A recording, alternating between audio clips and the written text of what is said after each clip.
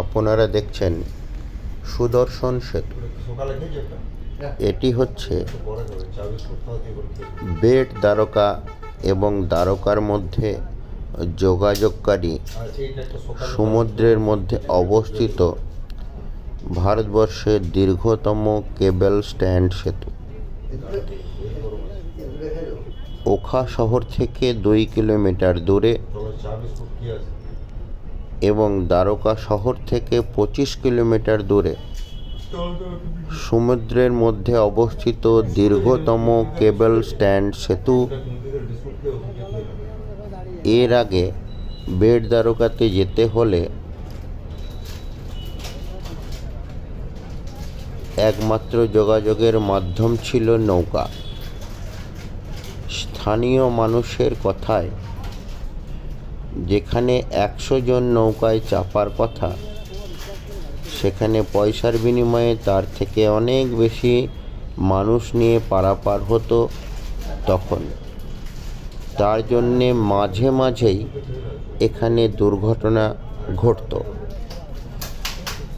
এই সুদর্শন সেতু উদ্বোধনের পর এখন আপনি খুব সহজেই মোটর বাইক, আপনার পার্সোনাল কার অথবা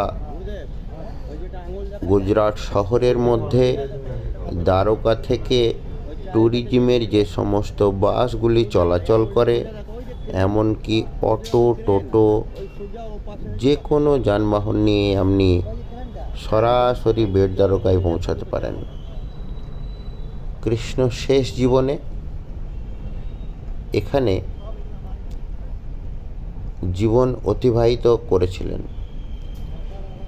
এটি সমুদ্রের মধ্যে অবস্থিত একমাত্র বন্দর। এই বন্দরে যোগাযোগের জন্য আমাদের ভারতবর্ষের প্রধানমন্ত্রীজি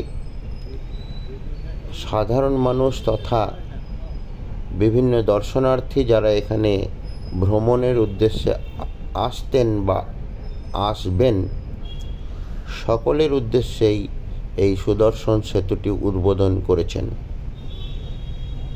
জয় দ্বারকাধীশ।